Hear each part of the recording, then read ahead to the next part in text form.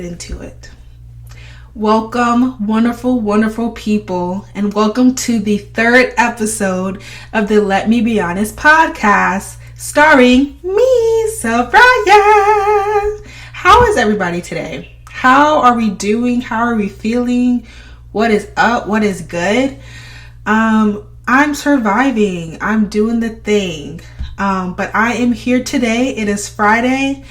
And I'm ready to have some deep conversations with y'all. So let's start off with the grade of the week. So today is Friday, like I said before. My week, I would give it a C-. I would give it a C-. We started off strong. It was, couldn't complain much. And then all of a sudden, my car stopped working on me. And this is a new car that I've had for less than 6 months. So you can just imagine how frustrated I was. Fun fact, if you are just driving, riding along, and you start to smell eggs, it's just really, really, really bad. A skunk did not crawl into your car and die. It's your battery. You're smelling battery acid. So this week I had to replace my battery. Literally, I just kept smelling something. I was like, what is that? And I was like, something must have crawled in my car and died. And I'm smelling it through my air vents. And I got scammed from these car companies trying to figure out what to do. And it literally took this random car shop to jumpstart my car, and he was like, oh yeah, your battery is dead. It's dead. And I'm like, what? And he was like, yeah, what you're smelling is the battery acid. He showed me, literally it was my battery, and you just saw goop and just nastiness all over the place. And I was like, that's wild. So if you smell eggs or anything strong, check your battery because it may be going dead. But she's back. Blueberry is back. We're good to go. But that was a very frustrating time because I had just got that car. And I'm as soon as your money gets up, something happens with your car. And it's so frustrating. I was doing great. And I had to buy a whole new battery. And on top of the $170 that another car company had scammed for me. So that was not okay. So I would give that a C-. Mental health was all right for the most part. Nothing too terrible. I haven't been able to go to therapy the last couple of weeks. So that is kind of sad because I love my girl and we always have the greatest conversations. But there's just some stuff I have to figure out before I can get back to it. So really need to book a session though. But so that was basically my week. Let me know what your grade of the week is in the comments. And let's go ahead and get into the topic. So this topic is, I struggle with codependency. Yes. We're about to get deep in here. We are about to get deep. So, I was listening to this podcast a couple weeks ago. It's called Fill in the Blank Podcast. And it's definitely my number one podcast I listen to right now. Definitely check it out. They're on Spotify and YouTube. But they talked about the difference between codependency and interdependency. And I've never heard of these words before I listened to them. And when they were just talking about it, everything kind of clicked. I was like, oh my gosh, that's me. And I was like, this is not good at all. And I talked to my therapist about it. She was like, oh yeah, that's what I diagnosed you with at the beginning of our whenever you first started. And I was like, what? She was like, I thought I told you. And I said, no. And she was like, well, and we just had this really good conversation about codependency and how to work through it. And how to break the chains, because codependency is not good, and I will tell you why in just a bit. So just listening to that conversation that they had, and then talking about it with my therapist, I was like, a lot of people need to be able to understand what this is and how harmful it can be to your mental health, because it's draining. So I decided to talk about my experiences with codependency, and figure out a way that we can all, learn from it, grow from it, so that we can have more of interdependent relationships with our friends, our significant others, our families, with ourselves. So, codependency versus interdependency. Let's start off with some definitions. So, codependency, it is an emotional and behavioral condition that affects an individual's ability to have a healthy, mutual, satisfying relationship. So, codependency is a learned behavior that can be passed down from generation to generation. So, just to break that up a little bit, codependency is a learned behavior that makes you dependent on another person in any type of relationship, whether that's friendship or relationship or even with your families. It's become to where you depend on them more than you depend on yourself in this relationship, whatever it is. And it's a learned behavior, like I said before. So it could be from, seeing your parents do it, seeing, someone really close to you do it. You don't even notice it. It's just like, I don't know, like, I don't want to say generational trauma, because I feel like that's just like, ugh. But it's just something that, you feel is the right thing to do. And I'll talk about examples in a little bit. But it can sometimes be very draining and harmful and cause unnecessary attachments in it. So codependency can cause low self-esteem, and you look for anything outside of yourself to make yourself feel better, and they find it hard to be themselves. So basically, you are looking to whoever is around you to make yourself feel good about yourself. So you're not looking at yourself to feel good about yourself, but you're looking for whoever is closest to you. It's basically their responsibility to make sure that, you are confident in yourself, which is not healthy and should not be a thing. And the thing is, they have good intentions. Anybody who struggles with codependency, 9 times out of 10, it's all out of good intentions. And I will go over some characteristics in just a second to kind of like explain what to look for when it comes to codependency. But for me, everything that I do is for other people, if that makes sense. I have good intentions for everything that I do, but it's for the sole purpose of making sure that other person is satisfied. So I'm willing to sacrifice a lot of, my happiness, my, boundaries, so that that other person can be happy, which makes me feel happy. Which again is the good idea, but it's not the most healthiest idea, if you know what I'm saying. So for some characteristics, they did Fill in the Blank podcast did a similar thing, and that's when that hit. I was like, oh my god, that's literally me. So kind of take these characteristics and apply them to yourself. If you don't, then great, you are very interdependent. But if not, then let's talk about it. Let's dissect it and let's figure out how we can grow from it. So characteristics. You have an extreme need for approval and recognition. That was kind of the main thing that hit me. I was like, uh-oh. Because a lot of things that I do, I want approval from other people.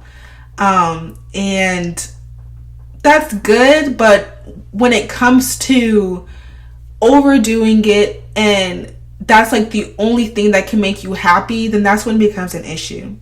I know growing up, my parents had very high standards for me when it came to school, when it came to really anything. So just like having, all A's or making the dean's list or getting this job or whatever, once I got their approval, I was like, boom, we are good. And that's not a bad thing at all. But I'm saying when it comes, unnecessary, and that's like how you become happy, is from approval from others, then that's when it can become unhealthy.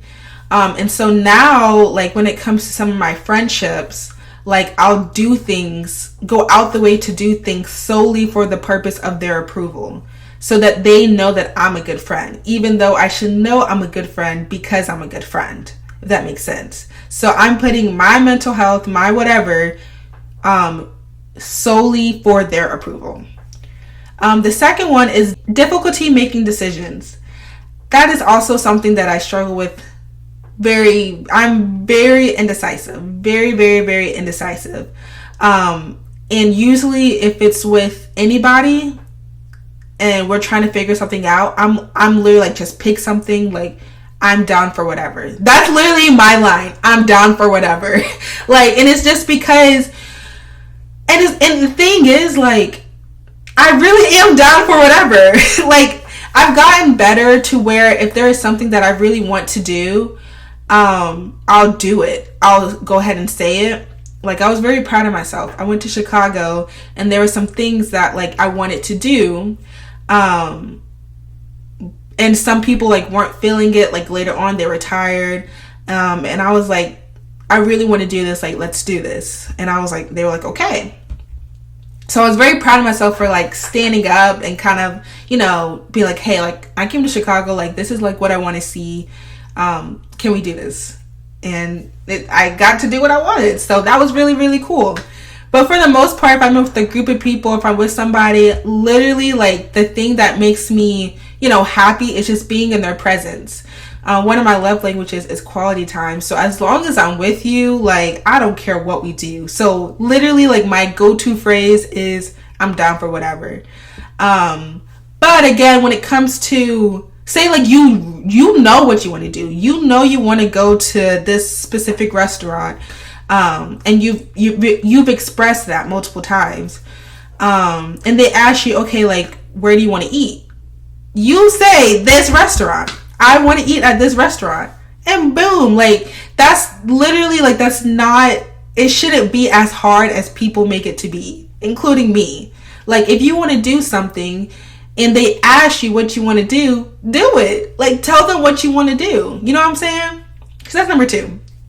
Number 3 is a fear of being abandoned or alone. This is a big one for me because I, like, especially now in this season, I don't have a lot of friends. And a lot of my friends have moved away. So I spend a lot of time by myself right now. And that, I was really struggling with that in the beginning because I've always been around people that I care about. We've always been doing something. Like, I rarely had time to myself. And so and another thing is, like, if I'm with somebody, and there's an argument or something like that, a lot of times, like, I just won't say anything at all because I don't want them to leave me. I don't want them to break off the friendship and then I'm alone. That's, like, one of my biggest fears. And so, again, that goes back to codependency. Like, your happiness is dependent on other people. So I have to learn how to be okay with being by myself. If there is something that I need to say, I should be able to say it without the fear of them saying, oh my gosh, da da da da. Because 9 times out of 10, they are not going to abandon you. If this is a healthy friendship or a relationship, you're going to be able to have that conversation that is needed to have. And that also will show you who are your real friends, who are your real people in your life that will be there for you. Like, if they are just in this relationship with you because you do whatever they say, then that's not a real friendship. You know what I'm saying? Like, you should be able to speak your mind and not have to worry about them abandoning you. But this also, and it's something that I've been learning recently, is just being okay with being by yourself sometimes. You do not have to hang out with your friends every day. You do not have to talk with your friends on the phone all the time. You do not have to talk with your significant other all the time. You know what I'm saying? Like, you should be able to feel peace with being by yourself. And so that's what I've been challenging myself with lately. It's just, being by myself, being content with being by myself. being productive while I'm by myself, learning about me when I'm by myself. Because when your mind is just so crowded, that's when like you won't be able to hear anything, honestly. If God's trying to speak to you, he will speak to you in the silence. You know what I'm saying? Number 5, problems with setting boundaries. This is also a big one for me. All of these were big for me, which is like made me realize like how much that I struggle with codependency. I have my boundaries written down. I know what my boundaries are, but nobody ever tells you how hard it is to actually set that boundary.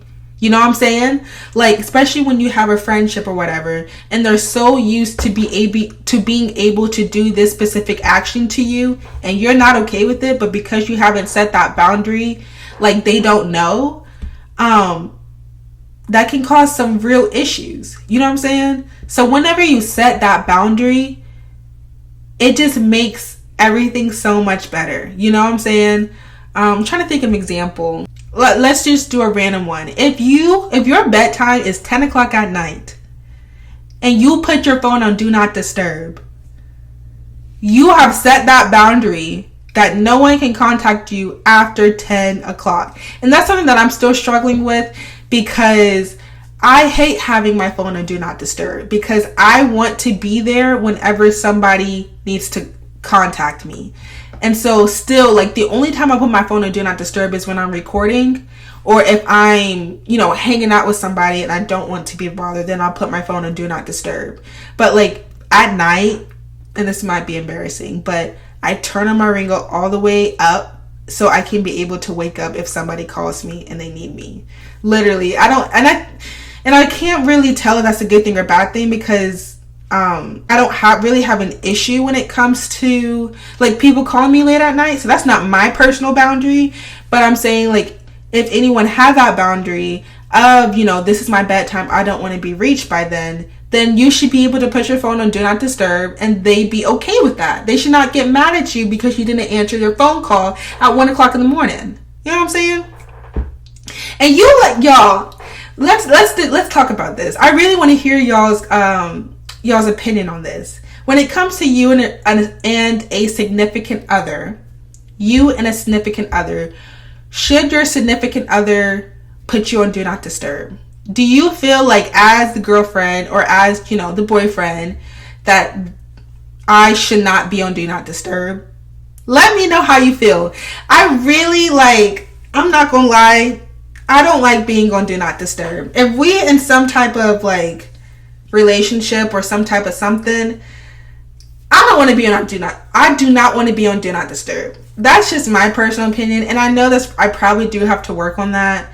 But I think it's much easier for my significant other to say, hey, I'm busy, I'll text you back later, and I'm like, okay, bet, I know not to disturb you. But if we just chilling, I don't know what you're doing, and I text you, you gonna see my message, I will press notify anyway. And maybe that's just me. Y'all let me know how y'all feel, because I really want to debate about this. But yeah, I don't know. Y'all let me know how y'all feel about that. But yeah, so setting boundaries, it's very difficult. And you will also know who your real friends are whenever you set those boundaries. If you tell them, look, this is how I feel about this issue, so in order for me to get past this, I'm setting this boundary, and they get mad at you for that, it's time to do some snipping. I don't know the number, so we're just going to go through it. A tendency to become hurt when people do not recognize your efforts. I struggle with this as well, because especially when it comes to my friendships, I like to do a lot of random gestures of kindness, especially for the people that I really, really, really, really care about. And sometimes I do not get the response that I'm looking for. And so then that makes me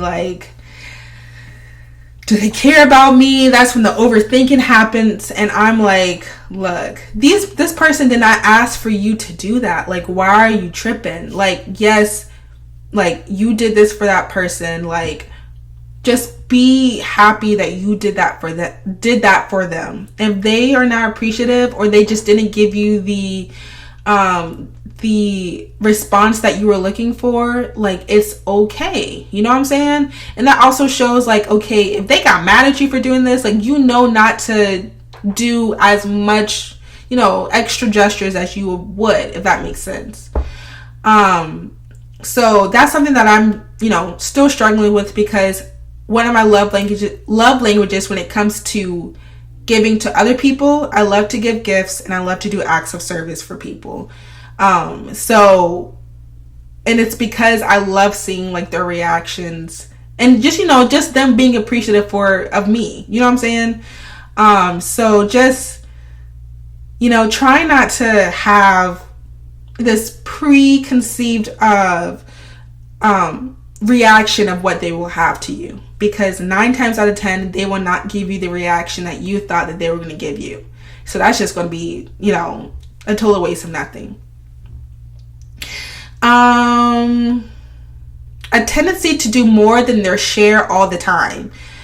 So this kind of means like you're just doing stuff just to do stuff. And I get it. But again, when it comes to the only reason why you're doing this is for their approval of you, for their reassurance of you, then that's when it becomes an issue, because you're doing too much. Calm down. And again, I do this as well. This is why we're talking about it. But, like, we have to be able to understand that it's okay. You know, it's all right.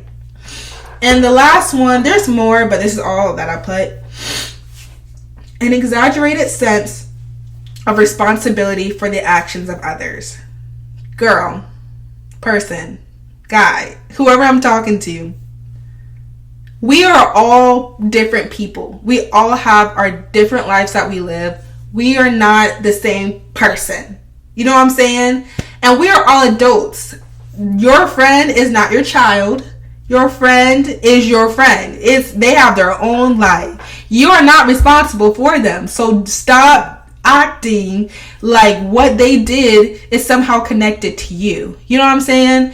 Like, people who are codependent, including me, we take too much and put it on ourselves. You know what I'm saying? Like, there's a difference to being there for somebody and literally taking that and making, like, it your own. You know what I'm saying? Like, there has to be that boundary to where you are there for them, but you know this is not my issue, if that makes sense. Not to be rude or anything like that, but again, it comes from that, you know, notion of you want that approval. You know what I'm saying? Like, you want that person to, you know, call you if they're in jail for the night. You know what I'm saying? Like, you want to be able to know that, like, they can't live without you.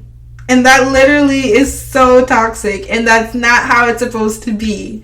So let's get it together. Let's get it together. Now let's move on to the next thing, which is it's time for growth. And during this segment, I'm also going to be talking about what an interdependency is. Let me go ahead and do that so we know, like, what we want to look like and what some people are like. The key difference between codependency and interdependency is that codependency involves depending on another to the point where it negatively impacts their life. Interdependency involves sharing roles but not being so dependent on another person that you lose yourself. And that's the key word, losing yourself. Codependency can be so toxic and so mentally draining that your identity becomes with that person, that other person. And that's not how it should be. You should be able to live with yourself. They should be able to live with yourself. And then y'all are able to do whatever y'all want together. You know what I'm saying? Like, if y'all in a relationship, your identity should not be such and such's girlfriend. Or, like, I'm what's name's best friend. You know what I'm saying? Like, you have your own life, they have their own life, and then y'all do whatever y'all want to do, like, together. Y'all should not be dependent on each other. Y'all's happiness should not be dependent on the other person. And once you are able to reach that goal, that's where we can have our healthy relationships, our healthy friendships, and be able to live in a more peaceful, healthy way. So the first thing that we can do to changing this unhealthy behavior is setting boundaries. Setting boundaries. We already talked about that, but literally all you have to do, and it's more difficult than what it sounds like, and I'm still struggling with setting boundaries as well. But once you have that boundary set, like, it's so much easier. It's so much easier to get through, these hard times, get through your friendships, relationships, and stay true to yourself. When you set that boundary, you're able to be like, look, if you pass this boundary, that affects my mental health, and my mental health is priority. So you cannot cross this line. You cannot cross this line. I really need a new chair. I feel like my chair is just squeaking so much. Oh, anyways. Number 2, investing in resources, whether it's therapy, gym, journaling, God. Like, you need to be able to have these support systems in your life so that whenever you are struggling, they can help you with this transition. My therapist, literally, whenever I had this conversation with her, she said, get yourself an emotional self-care journal. And I struggle with writing. I do more journaling when it comes to typing. But whenever you are writing down your emotions or dissecting like what's in your mind, it helps you understand what is happening in your life and like what you're going through. And it kind of like writes it down, if that makes sense. Journaling is such an outlet. And so is therapy. I go to the gym a lot. Like, I'm trying to get to the point where, like, that can also be an outlet. Say if I'm having a rough day, instead of going home and sulking in my bed, let's thug it out in the gym. Let's put all that energy towards the gym. Not in an unhealthy way, because some of y'all gym heads,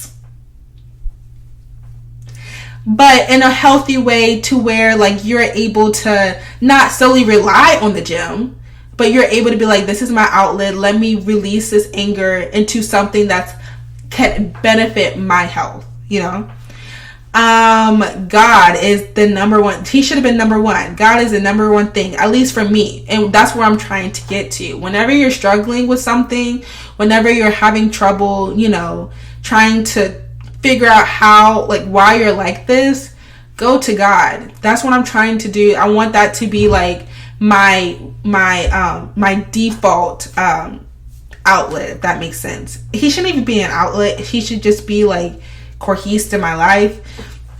But whenever there's any type of thing that I'm struggling with, go ahead and pray. Go ahead and write down your little prayer, say it out loud, do whatever you need to do. Just go ahead and get that, give it to God. Number 3, know that the only opinion that should matter is God's. Kind of going back to it, God made, again, I've said this in my last one, but God made you in his image, like he made all your little flaws, all your little, your quirks and uniqueness and all that jazz. Like, he made you how you're supposed to be, and then you have that growth and whatever. But the only opinion that should matter, the only approval that you should be yearning for is God's, because the thing is, he's going to give you what you're looking for, because if you're looking for approval through any other person in this earthly world, they are going to disappoint you every single time. And it's the only person that's going to be hurting is yourself. And that is what we need to not do. So we need to be able to be like, look, I'm made in your image. I'm good. I know I look good in this dress because God told me I was look good in this dress. That's a little corny, but still, you get the gist of what I'm saying.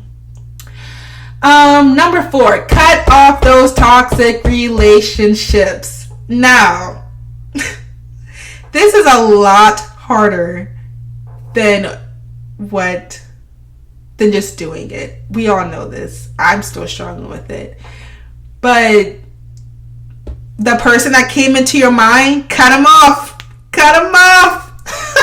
Literally, like, there are some people that know that you're codependent, and they'll take advantage of that. They'll take advantage of your kindness, and you know who those people are. You know. But because of you're scared of being alone, it's hard to cut those people off. But I'm telling you, like, you got to do it. I said the dangerous prayer. I did. I said, whoever's not supposed to be in my life, like, I'm ready to grow in me. And dropping like flies. It was so frustrating because I was like, I didn't think you were actually going to do it. Like, I need these people in my life. But in order for you to grow, like, you have to cut those branches that are not growing any flowers or any fruit. If y'all are both like this, and you trying to go up a little bit, up, and they're just like dragging you down, what are they doing in your life? Like, what is the reason for them to be in your life? And so I really, like, any relationship, any friendship that I have from now on, like, we are supposed to be growing together. Let's build together. You know what I'm saying? Let's keep each other accountable. We're not trying to get dragged down together. No, thank you. Number 5, take your time. Like I said, all these things that I've just said before, they take time to implement into your life. Like, I'm not saying all this and then expecting you to do everything that I just said the next day. And if you didn't, then what are you doing here? No, I'm not saying that. I'm still struggling with this, like I said 1,000 times. Like, it's going to take time for you to, one, understand how you're codependent, understand what codependency actually is, and then understand what boundaries that you need to set in order for you to become more interdependent. You know what I'm saying? So it takes time, but as long as you're grinding, as long as you're trying, then you'll be good to go. And then the last one is just being secure in yourself. I think I said it earlier, but codependency comes from being insecure in a lot of ways. And so if you're able to understand that you are valuable just the way you are, and if that, again, you're made in God's image, you have a purpose here on this earth, then it will open your eyes to how people have treated you, how people have manipulated you, and how people have taken advantage of you. And you're able to understand, okay, wow, like, this needs to change. You know what I'm saying? So once you become secure in yourself, that will help you become secure in your choices that you make, secure in the friendships that you allow in your life, secure in the relationship that you are trying to get into or need to get out of. And yeah, so that is, something that you should do. And yeah, that's all my notes, guys. So again, let me know what y'all thought about that. Let me know. You don't have to let me know. But if you want to talk about being codependent, I'm open to talking about it. This is a very interesting topic with me, and it's something that I'm struggling with and trying to grow out of. I think I'm doing a little bit better. But I think the main thing that I'm still struggling with is just being secure in my choices and what I have to say. I still am afraid to be alone, but I have been able to be content with being by myself. So yeah, I hang out with my friends about 3 times a week maybe, but especially when I decide to move out of where I stay, it's definitely going to be lonely for a little bit, and I have to be able to make sure that I'm okay with that. And then when I start to meet people, I'm able to pinpoint like who is actually going to help me grow in my life and who is not going to get any type of fruit on my tree. So yes, let me know what y'all feel. Type it in the comments. Let me know what y'all's y'all's jewel of the week is. And I'm switching the definition for that. So jewel is basically like what we learned in this segment that we have. So my jewel is, like I said earlier, just being secure in my choices and secure in who I've allowed in my life. Because at the end of the day, it is my life. And so I should be able to have a say so of who I let in, because the only people that should be in my life is people that should help me grow to becoming a successful young lady. So yeah, so like, subscribe, let me know what y'all think. Thank y'all so much for tuning in. I hope y'all stayed. I'm not sure how long this episode was. I think it was like 20-30 minutes. But yeah, thank you for listening to the Let Me Be Honest podcast, where we have real conversations with real people to promote real growth. Thank y'all, and I'll see y'all next week.